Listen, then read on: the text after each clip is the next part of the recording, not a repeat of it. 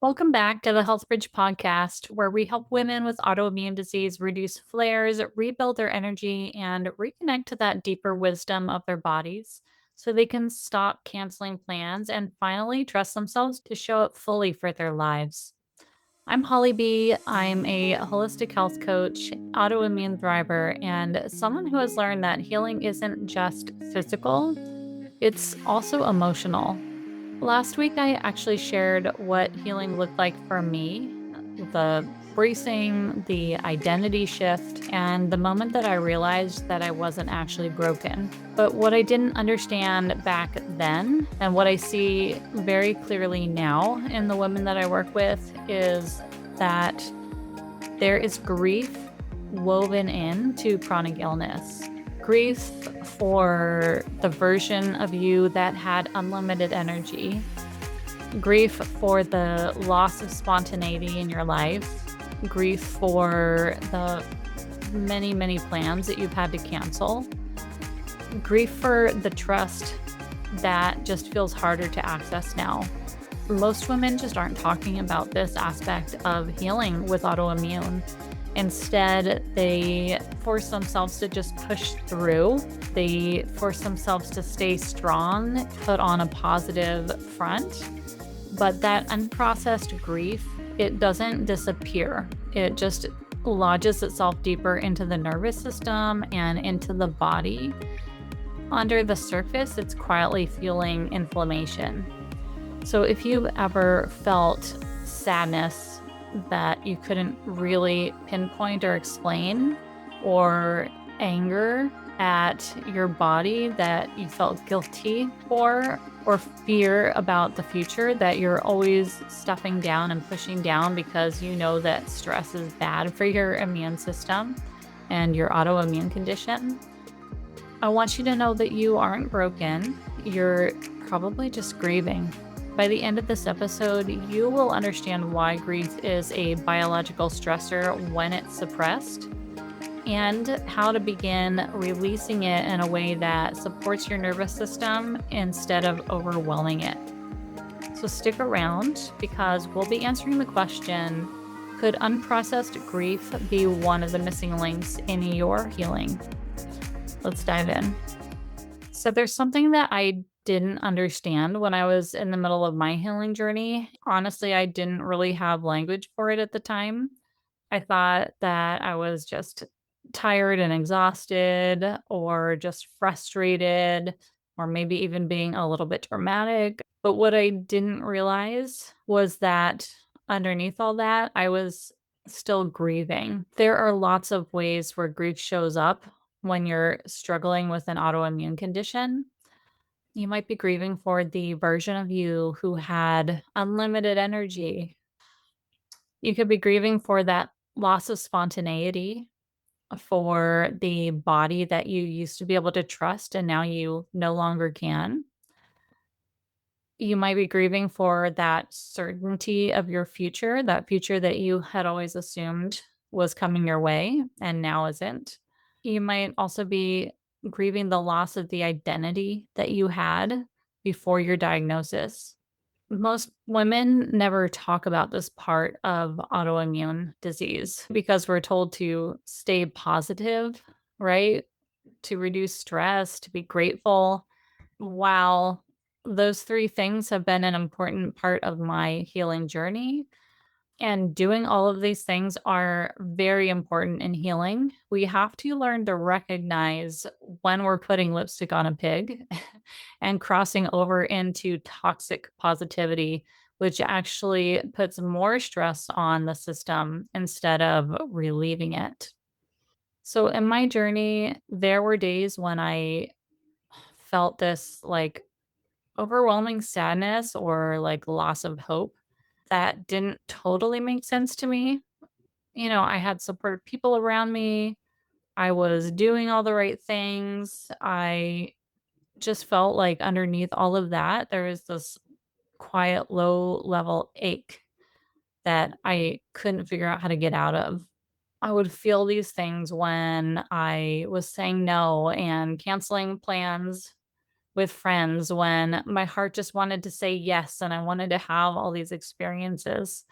I would notice it when watching like my friends or just other people move really freely when I knew that if I tried to do that, it would send me into a flare.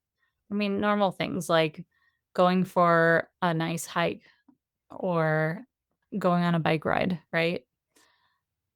I would notice it when I was feeling like I had to just live very cautiously and be very careful in my choices. And I've talked about this in the previous episode. I remember going to my friend's 40th birthday party, and I just decided for that night to not worry about the consequences of going out and having fun that night, and then being smacked with a 2-month healing process because of one night of having fun, right? That's where the grief is. So I wasn't just in this long drawn out process of healing, I was also mourning. I didn't realize that for such a long time, and I recognize now in other women that they are mourning and grieving without even realizing it as well. Hey, I just wanted to jump in here and interrupt the program for just a hot minute. You know that I'm so passionate about this podcast, but what I'm also really passionate about is helping women with lupus minimize their symptoms, boost their energy so that they can indulge in life again. So, if you are a woman who is struggling with lupus, who is sick and tired of being sick and tired, who's struggling to manage your flares, if you're finding that your lupus symptoms are just really getting in the way of you being able to live your life the way you want to, I feel you. I've been there myself and I felt the same way. And what I've found is that there are a certain set of health fundamentals that once applied, will support you in your foundational health. They will support you in building and maintaining that energy, minimizing flares, and allowing you to, again, indulge in life and follow your passions. So, if that is something that you are interested in creating for yourself, let's jump on a call together. I will walk you through the process that I use with my clients to get them from sick and tired to strong foundation of health by implementing my health bridge protocol. If this is something you're interested in chatting more about, I would love to talk to you. Apply for a free clarity call with me, and I look forward to getting to know you soon. And now back to the episode. Suppressed grief affects the body on a really root level. So to explain this, understand that your nervous system, it doesn't differentiate between emotional threat and physical threat. So based on your thought loops that we've talked about in previous episodes where you are constantly reiterating the fear thoughts, adding up the consequences, your nervous system is going to interpret that as a physical threat and act as such. It's going to trigger your armed forces to be at the ready or to actually go into hypervigilant mode and start attacking, right? And along those lines, your nervous system also doesn't have an understanding of past or present. So if you are stuck in the experiences and emotions and fear of things that have happened to you in the past, say past flares where you've ended up in the hospital, for example, the body won't understand that that's not happening currently at this moment, right? And it will again go into that fight or flight mode and act accordingly. So when grief is suppressed, when we're not acknowledging it and bringing it up to the surface, the body stays in that protective fight or flight mode.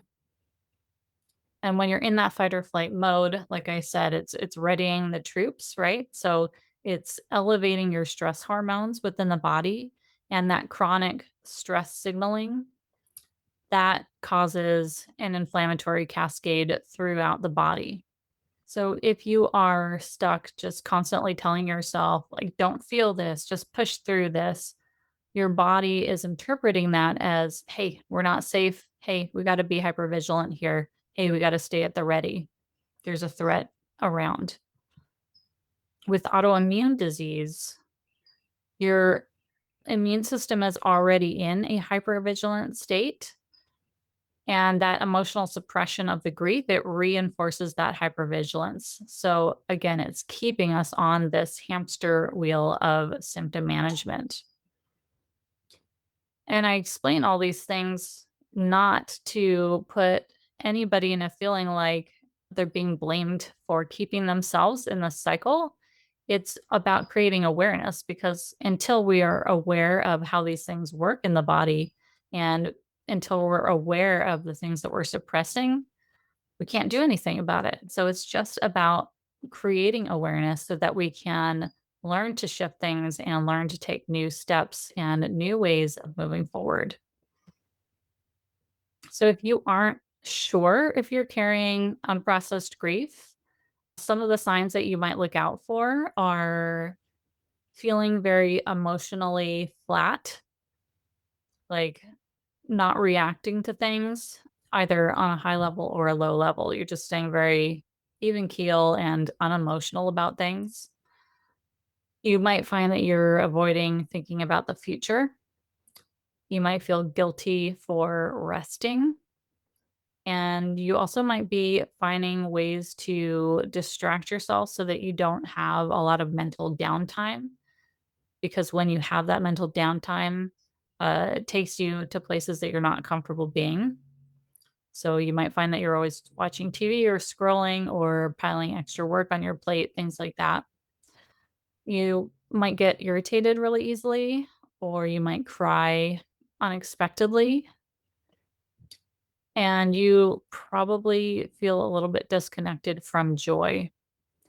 So, grief isn't always like we see on TV where it can be very dramatic. Sometimes grief just shows up as numbness in different areas of our life or how we are responding to the life that's happening around us. So, I'm going to take you through a few steps on how to start releasing grief safely.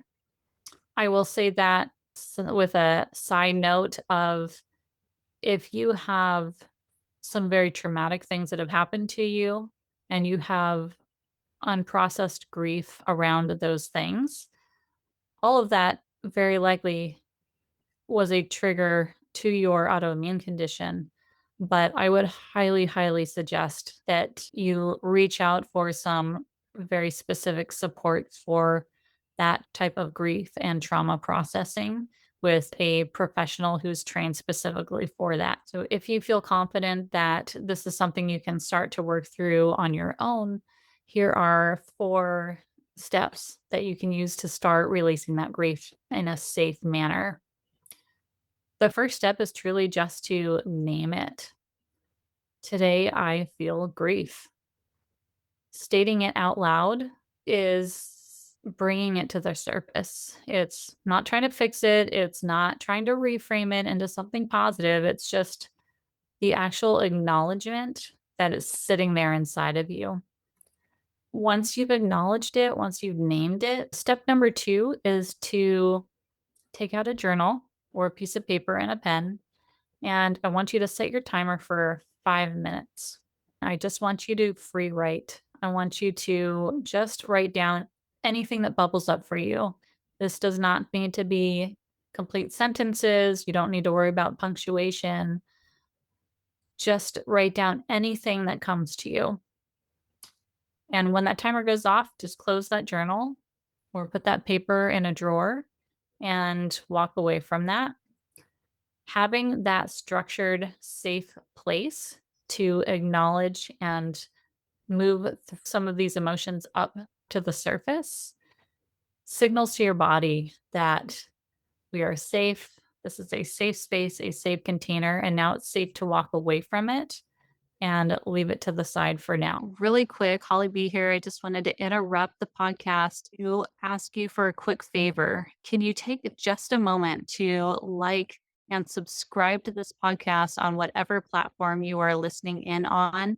It makes a world of a difference, and the reach of this podcast, it takes, like, literally under 10 seconds. So go do that right now. Thank you so much. I really appreciate it, and now back to the episode. Oh. The third step is to practice some sort of somatic release exercise. That can look like hand on the heart, hand on the stomach, and just feel the breath moving in and out of your body for 2 to 5 minutes. You can do a gentle shaking exercise, whether you're laying on the ground or standing. Just kind of let the body move and shake and move out some of that energy. We actually go deep into the ancient practice of shaking and tremoring, specifically for somatic release in a episode that we did a few weeks back, which I will link in the show notes. It's a really easy and powerful tool that you can use.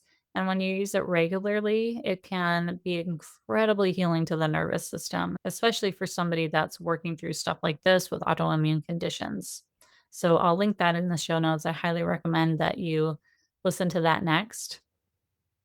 Another option for somatic release could be to get outside, get some fresh air, and go on a walk. Go on a short walk with no earbuds in, right? No stimulation. You just want to tune into your senses. What are you smelling? What are you seeing? How does the air temperature feel on your skin? That on its own can be a great somatic release and a great safety signal to the nervous system. Or you can also get outside and ground by putting your bare feet on the ground or your bare hands on some plants that are rooted into the ground, on some rocks. That is a way of getting the Earth's negative ions into the body and creating that exchange where you're dropping your positive ions down into the Earth. And that is calming and anti inflammatory and incredibly healing for the nervous system. And lastly, reframing the grief. I know we talked about earlier not to force a reframe around grief and whatever emotions are coming up because we want to be careful about that toxic positivity. But we can reframe our grief in a way that is helpful and meaningful. For example, you might reframe it by saying, grief means that I loved my life prior to diagnosis. And now I can let my grief guide me forward instead of letting it anchor me in the past. And that helps to turn the pain and the grief actually into meaning and into something that can be transformative. I understand that today's episode might hit a tender spot for a lot of you, and that's totally okay. I just need to reiterate that grief is not weakness. It's also not regression. And it doesn't mean that you're ungrateful for any progress that you have made in your health journey, but it does mean that you loved your life before illness, or at least parts of it, right? It means that you value your energy and it means that you care.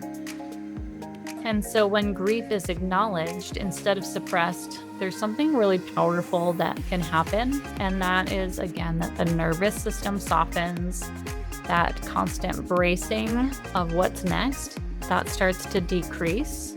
And your body doesn't have to hold everything alone anymore because you are now acknowledging that grief. And this is really the work that women skip, not because they don't want healing, but because nobody taught them that emotional processing is actually a part of physiological recovery. And this is why healing isn't just about supplements and protocols. It's truly body, mind, and spirit learning to communicate again. So if you have realized that you're carrying more than you thought and you're ready to approach healing in a way that integrates body, mind, and spirit, I invite you to apply for a free healing breakthrough call with me. In that call, we will explore gently what your system might still be holding on to, where you might be stuck in survival mode, and what your next step towards true resilience could look like for you. The link for that call is in the show notes. And next week, we're going to be zooming out and simplifying things for you. I'm going to be sharing the 3 core principles I believe that every woman with autoimmune disease needs to understand. It's the 3 things that I wish that I had known from the beginning of my healing journey. So until then, give yourself permission to feel. Your body is not your enemy. It's just asking to be heard and acknowledged. I'll see you next time on the Health Bridge podcast.